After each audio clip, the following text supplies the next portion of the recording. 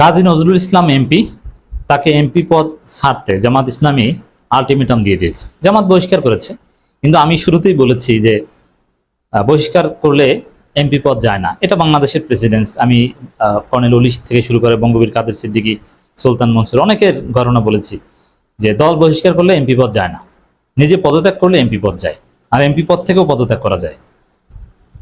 যদি গাজী নজরুল ইসলাম জামাত ইসলামী থেকে পদত্যাগ করতেন তাহলে তার এমপি পদ অটো চলে যেত, ফ্লোর ক্রসিং হতো, আর্টিকেল 70। কিন্তু যেহেতু দল তাকে বহিষ্কার করেছে, তিনি পদত্যাগ করেননি, এজন্যে তাকে আলাদাভাবে এমপি পদ থেকে পদত্যাগ করতে হবে। আর তিনি যদি পদত্যাগ না করেন তাহলে জামাতকে ব্যবস্থা নিতে হবে যাতে তার এমপি পদ জামাত কেড়ে নেয়। কিন্তু এখানে গভীর খেলা আছে। জামাত আলটিমেটাম দিয়েছে, হামিদুর রহমান আজাদ এটা বলেছেন যে গাজী নজরুল ইসলামকে বলা হয়েছে যে ভাই আপনি জামাত থেকে পদত্যাগ করুন, কিন্তু গাজী নজরুল ইসলাম পদত্যাগের কোনো সিদ্ধান্ত এখন পর্যন্ত নেননি। তো এক্ষেত্রে গাজী নজরুল ইসলাম নিজে হতে পারে, তাকে নিয়ে গোয়েন্দা সংস্থা খেলবে, বিএনপি খেলবে। গাজী নজরুল এবার নিজেই জামাতের বিরুদ্ধে খেলতে পারেন, গুটিতে পরিণত হতে পারেন, আমরা সে আলামত লক্ষ্য করছি। তবে গাজী নজরুলের যদি আমি আহ্বান জানাই, মুরব্বী আপনি আমার বক্তব্য শুনছেন, বসে বসে আমার বক্তব্য শুনেন, এটা অনেক আগে থেকেই আমি জানি। এই ধরনের আমরা যারা কথা বলি বা লেখালেখি করি, তাদের বক্তব্য শোনার প্রতি একটা বিশেষ আগ্রহ গাজী নজরুলের ছিল। বেশিরভাগ নেতাই শুনেন, তবে অনেকে আছে যে এগুলো নিয়ে ইনডিফারেন্ট। যারা একটু চোখ কান খোলা রাখেন, রাজনীতি সমাজ এগুলো নিয়ে অ্যাক্টিভ থাকতে চান, তারাই আমাদের বক্তব্য শুনেন। গাজী নজরুল ইসলাম আপনাকে বলছে যে আপনি সারা জীবন জামাত ইসলামী করেছেন, জামাত ইসলামের প্রতি সামান্যতম শ্রদ্ধা, ভালোবাসা, কৃতজ্ঞতা থেকে থাকলে জামাত আপনাকে এমপি বানিয়েছে, কৃতজ্ঞতা থেকে থাকলে আপনি পদত্যাগ করুন, এটা জামাতের জন্য কল্যাণ। আর যদি গাজী নজরুল ইসলাম জামাতের ভালো না চান, তিনি চাইলে, এই ব্যাখ্যাটা জামাতের লোকজনের বোঝা জরুরি, গাজী নজরুল ইসলাম চাইলে এমপি পদ আঁকড়ে ধরতে পারেন। জামাত চিঠি দিয়ে, নির্বাচন কমিশনের চিঠি দিয়ে তার এমপি পদ বাতিল করতে পারবে না। অলরেডি নির্বাচন কমিশনার একজনে বলেছেন এবং নির্বাচন কমিশন সচিবও বলেছে যে জামাত তাকে বহিষ্কার করেছে, কিন্তু এতেই তার এমপি পদ চলে যাবে না। এখন যেহেতু অতীতের প্রেসিডেন্ট আছে যে দল বহিষ্কার করলে এবং এমপি নিজে চাইলে তিনি থেকে যেতে পারেন, কারণ নির্বাচিত এমপি এটা এত সহজ কথা না, জনগণ তাকে ভোট দিয়ে নির্বাচিত করেছে, এটা কলমের খোঁচা চলে যেতে পারে না। গাজী নজরুল ইসলাম যদি আইনের আশ্রয় নেন, আদালতে যান যে আমার এমপি পদ বাতিল করতে পারবে না, নির্বাচন কমিশনের বাপেরও ক্ষমতা নাই তার এমপি পদ বাতিল করা, জামাত বললেও না, কেন? এটি আইন যে দল বহিষ্কার করলে তার এমপি পদ চলে যায় না। স্পিকারকে এমপি পদ বাতিল করে দিতে পারেন। এটা আইন অনুযায়ী কিছু অপরাধ আছে যে এই অপরাধগুলো করলে তখন তার এমপি পদ বাতিল হয়। শপথ লঙ্ঘন থেকে শুরু করে আরো অনেক গুরুতর অভিযোগ, রাষ্ট্রদ্রোহিতার অভিযোগ থাকলে তখন একটা পর্যায়ে তাও আদালতের মাধ্যমে প্রমাণ করতে হয়, আপনি বললেও হবে না। অথবা স্পিকার সহ সংসদীয় কমিটি কিছু ব্যবস্থা নিতে পারে, নির্বাচন কমিশনকে অনুরোধ করতে পারে। কিন্তু গাজী নজরুল ইসলামের যে অপরাধ যতটুকু বলা হচ্ছে, এগুলোর মাধ্যমে তার এমপি পদ চলে যাবে না। গাজী নজরুল চাইলে তার এমপি পদ টিকিয়ে রাখতে পারে, এবং জামাতের জন্য বেটার তার এমপি পদও চলে যাক।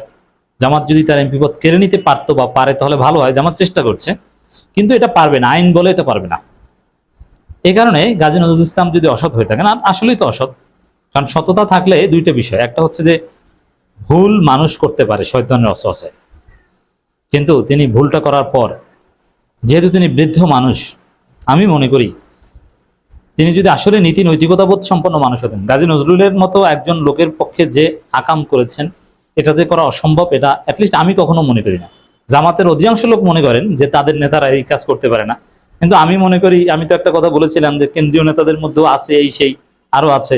অনেকে আমাকে কত গালাগালি হুমকি দামকিও দিয়েছেন, সংগঠনের জন্য ক্ষতিকর বলেছেন, আবার কেউ বলছেন সংগঠনের ইমেজ ক্ষুণ্ণ করি। ওরে বাবা, আপনি বড় ইমেজ ইমেজ বিল্ডার বের হয়েছে জামাতে। আপনার কথা মানুষ শুনে আপনি তো ইমেজ কমাতে বাড়াতে কোনোটারই ভূমিকা রাখতে পারেন না।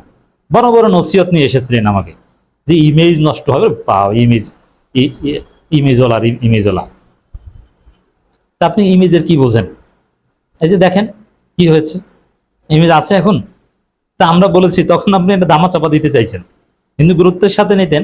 আপনি আপনার ঊর্ধ্বতন কর্তৃপক্ষকে বলতেন যে সোলাইমান ভাই বলছে, তার সাথে একটু আলাপ করি, যে জামাতের কেন্দ্রীয় নেতাদের মধ্যে এগুলো আছে, কি আছে আমরা আগে ভাগে একটু সাবধান হই।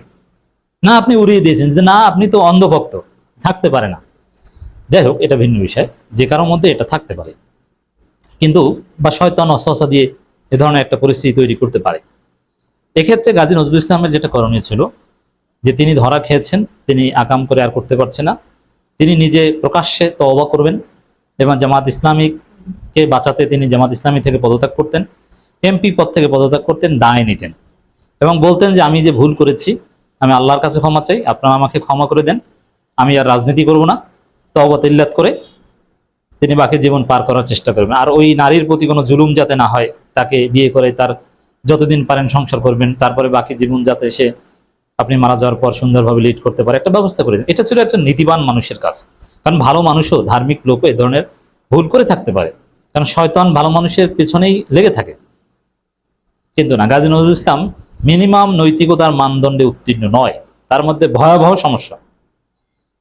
যদি তার মধ্যে মিনিমাম নৈতিকতা থাকতো, তাহলে তিনি ওই যে পদত্যাগ করে প্রকাশ্য তওবা করতেন, এইসব সলসাতুরি ধামাচাপা দেওয়ার নাটক সাজাতেন না, প্রথম স্ত্রীর মাধ্যমে এই এই নারীর বাবার মাধ্যমে নানানভাবে এবং ভুয়া কাবিননামা টাবিননামা এগুলো বানাতেন না, বাঁচার এরকম অনৈতিক চেষ্টা না করে তওবা করে কেটে পড়তেন, সেটা করেননি। তো এখন অবশ্য গাজী নজরুল ইসলাম আরো নানান ভিডিও ভাইরাল হচ্ছে, গণমাধ্যমে আসছে, মানে এই লোকের মধ্যে ভেজাল ছিল।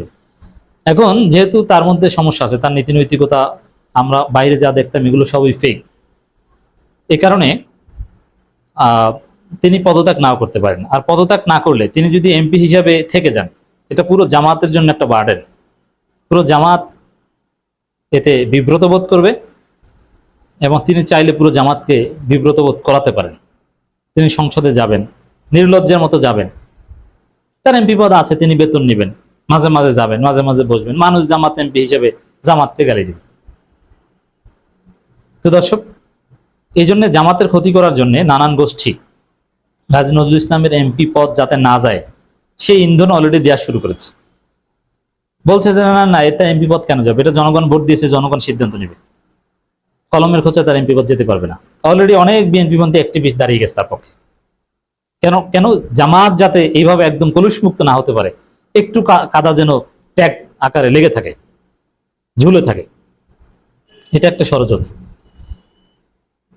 আর এই জন্যই জামাত এই বিষয়টা যাতে জটিল না হয়, গাজী নজরুল ইসলামকে আলটিমেটাম দিয়েছে এবং স্পিকারের কাছে ইসিতে চিঠিও দেওয়ার সিদ্ধান্ত নিয়েছে। পদত্যাগ না করলে তখন চিঠি দিবে, আর চিঠি দিলেও কাজ হবে না তিনি যদি পদত্যাগ না করেন, কারণ তিনি যে অপরাধ করেছেন তাতে এমপি পদ সম্ভবত চলে যায় না। অতএব জটিলতা কিন্তু আছে, খেলা শেষ হয়নি।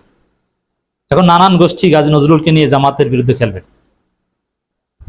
তবে গাজী নজরুল ইসলাম, আপনাকে আমি অনুরোধ করছি যে আপনি ভুল করেছেন, জীবনে অনেক পাপ করেছেন, আল্লাহর কাছে তওবা করেন। আমরা সবাই পাপী, হয়তোবা কেউ কম, কিন্তু বেশি, কেউ বেশি। আপনি আল্লাহর কাছে তওবা করেন, আপনি ওমরা করতে যান, সামনের বছর সুস্থ থাকলে হজ করতে যান, যেহেতু সক্ষম মানুষ। তারপর বাকি জীবন তওবা তিল্লাত করে আপনি পার করে দেন, হয়তো বা আল্লাহ ক্ষমা করলে আপনি জান্নাতে যেতে পারবেন। যদি এটা চান, তাহলে জামাত থেকে আপনি জামাতের স্বার্থে পদত্যাগ করুন এবং জামাতকে উদ্ধার করুন এই ঝামেলা থেকে।